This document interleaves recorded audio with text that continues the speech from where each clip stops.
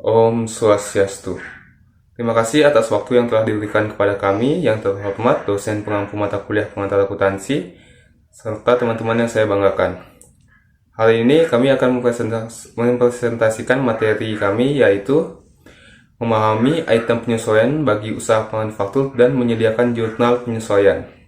Sebelum lanjut ke materi, perkenalkan nama saya Kadek Satria Wibawa, absen 27, serta rekan saya. Perkenalkan, nama saya Putu Yuga Krishna, nomor absen 22. Baik, di sini saya akan menjelaskan item penyesuaian bagi usaha manufaktur. Pengertian manufaktur adalah proses produksi barang secara massal yang melibatkan penggunaan tenaga kerja, mesin, dan teknologi untuk mengubah bahan mentah atau setengah jadi menjadi produk jadi yang memiliki nilai tambah. Proses manufaktur meliputi berbagai tahapan seperti perencanaan, desain, pembelian bahan baku, produksi, pengujian kualitas, dan distribusi produk.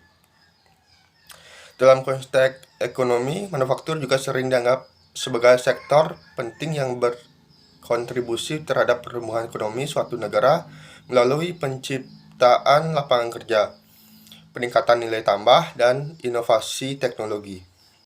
Baik, materi yang kedua yaitu karakteristik perusahaan manufaktur.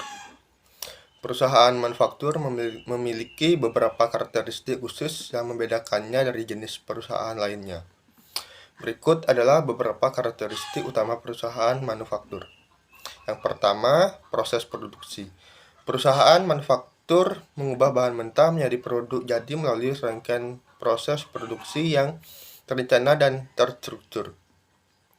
Proses ini dapat melibatkan berbagai tahap melalui dari desain produk hingga produksi massal. Yang kedua, inventaris. Perusahaan manufaktur biasanya memiliki inventaris yang signifikan termasuk bahan mentah, barang dalam proses, dan produk jadi. Manajemen inventaris yang efisien menjadi kunci keberhasilan dalam operasi manufaktur. Yang ketiga, peralatan dan teknologi.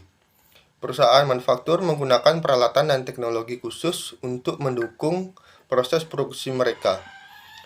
Investasi dalam peralatan dan teknologi canggih seringkali diperlukan untuk meningkatkan efisiensi dan produktivitas. Yang keempat, tenaga kerja. Meskipun otomatisasi semakin umum di industri manufaktur, tenaga kerja manusia masih penting. Perusahaan manufaktur biasanya mempekerjakan berbagai jenis pekerja melalui dari operator mesin hingga insinyur produksi. Yang kelima, rantai pasokan. Perusahaan manufaktur terlibat dalam rantai pasokan yang kompleks, yang meliputi pemasok bahan mentah, produsen suku cadang, distributor, dan pelanggan akhir. Manajemen rantai pasokan yang efektif penting untuk memastikan kelancaran operasi. Yang keenam, biaya produksi. Biaya produksi merupakan faktor kunci dalam industri manufaktur. Ini mencakup biaya bahan mentah, biaya tenaga kerja, biaya overhead pabrik, dan lain-lain. Manajemen biaya yang efisien menjadi fokus utama untuk meningkatkan profitabilitas. Yang ketujuh, kualitas produk. Kualitas produk sangat penting dalam industri manufaktur untuk memenuhi harapan pelanggan dan mempertahankan reputasi perusahaan. Pengendalian kualitas dan jaminan kualitas merupakan bagian integral dari proses produksi. Yang kedelapan, regulasi lingkungan dan kesehatan. Di industri manufaktur sering terkena regulasi yang ketat terkait dengan lingkungan dan keselamatan kerja. Perusahaan manufaktur harus mematuhi peraturan ini untuk mengurangi dampak negatif terhadap lingkungan dan mencegah kecelakaan kerja. Untuk materi selanjutnya akan dijelaskan oleh teman saya. Materi selanjutnya adalah jurnal penyesuaian. Jurnal penyesuaian adalah langkah penting dalam siklus akuntansi yang memberikan kemampuan kepada perusahaan untuk mencerminkan transaksi dan peristiwa yang tidak tertangkap secara tepat oleh pencatatan rutin. Jurnal penyesuaian juga memiliki fungsi, yaitu yang pertama adalah mencatat keuangan secara akurat. Dengan mencatat keuangan secara akurat, bisa menyesuaikan pendapatan dan pengeluaran dalam jangka waktu tertentu secara akurat. Yang kedua adalah melacak pengeluaran. Kadang ada barang yang sangat diperlukan, namun barang itu punya harga beli yang cukup tinggi. Dalam konteks ini Anda bisa membuat jurnal penyesuaian untuk memperhitungkan hal-hal yang seperti itu. Yang ketiga adalah koreksi kesalahan. Yang ketiga adalah memudahkan untuk mengoreksi kesalahan. Kesalahan sangatlah mungkin ditemukan dalam laporan laba rugi, namun jurnal ini sangat berguna untuk memastikan perbaikan jumlah dan bukan mengubah jurnal aslinya. Akun yang disesuaikan pada perusahaan manufaktur. Karena perusahaan manufaktur menggunakan sistem akuntansi berbasis akrual, maka diperlukan proses penyesuaian melalui jurnal penyesuaian. Proses penyesuaian yang dilakukan pada perusahaan manufaktur tidak berbeda dengan perusahaan dagang yang terdiri dari yang pertama adalah penyusutan persediaan. Persediaan yang terdapat di perusahaan manufaktur terdiri dari persediaan bahan baku, persediaan barang dalam proses, dan persediaan barang jadi. Yang kedua adalah beban akrual atau kewajiban akrual. Jumlah akrual yang belum dibayar pada akhir periode akuntansi adalah merupakan beban dan sekaligus kewajiban. Contoh dari hal ini adalah beban gaji. Jika hari-hari pembayaran gaji tidak jatuh pada hari terakhir dan periode akuntansi, maka beban gaji akrual dan kewajiban terkait harus dicatat dalam akun dengan menggunakan ayat jurnal penyesuaian. Yang ketiga adalah pendapatan akrual. Di akhir periode seringkali terdapat pendapatan baik dari penjualan yang sebenarnya sudah terjadi, tapi belum diterima kasnya. Contoh dari pendapatan ini misalnya adalah pendapatan bunga. Yang keempat adalah beban yang ditangguhkan.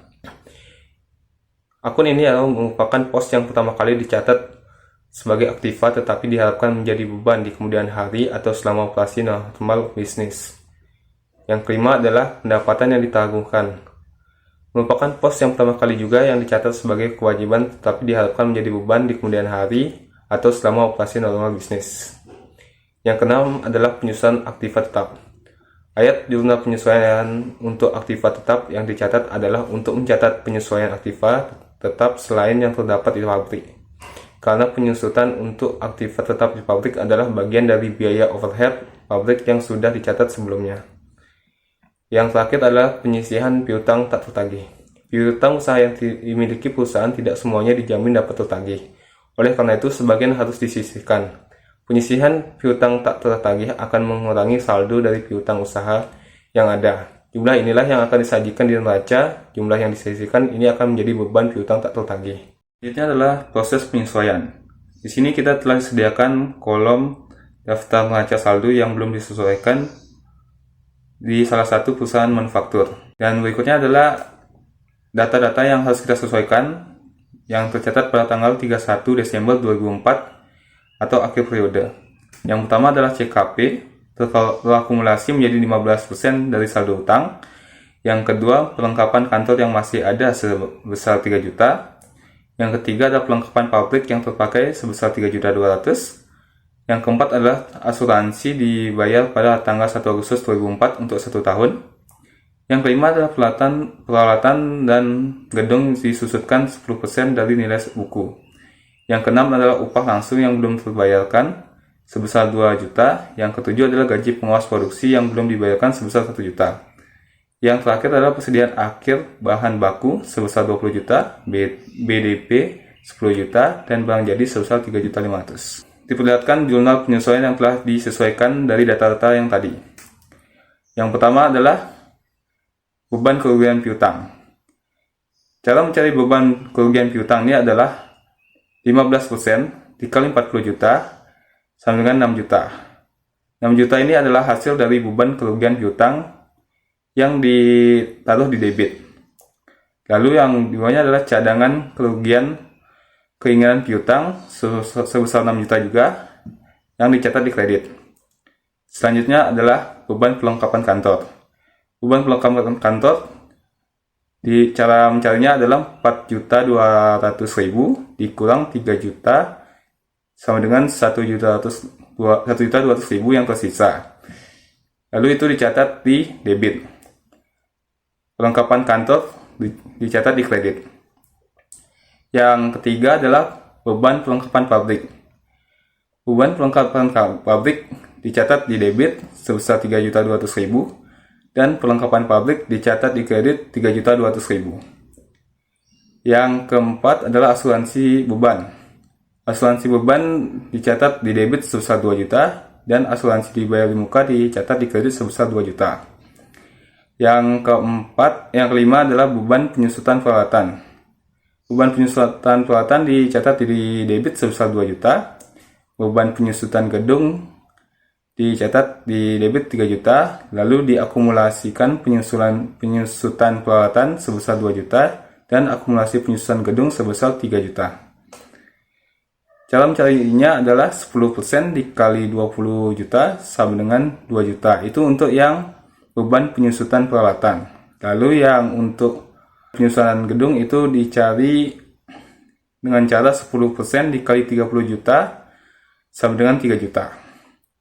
Lalu berikutnya adalah BTKL.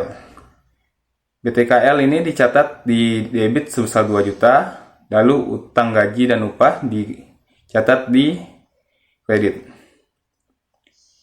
Yang berikutnya adalah BTKTL, dicatat di 1 juta di debit, utang gaji dan upah dicatat di kredit sebesar 1 juta. Yang berikutnya adalah intisari produksi. Intisari produksi dicatat di debit sebesar 24.400.000 dan persediaan BBB dicatat di kredit sebesar 16.400.000. Begitu juga dengan BDB persediaan yang dicatat di debit sebesar 8 juta.